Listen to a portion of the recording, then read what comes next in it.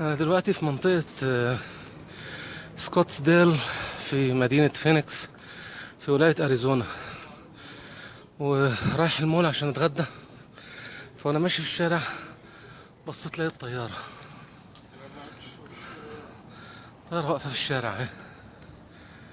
فيعني وانت ماشي كده تلاقي في الباركينج بتاع العربيات تلاقي في طيارة راكنة.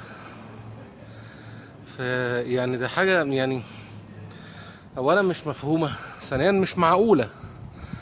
طب الراجل ده بيجري فين عشان يطير وبينزل فين عشان يقف؟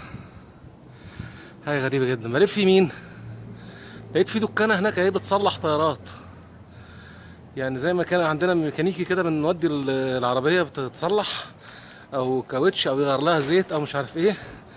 ففي دكانة اهي، دكانة بتصلح طيارات. فهو ادي دكانة تصليح الطيارات، وادي الطيارة واقفة مستنية دورها تتصلح.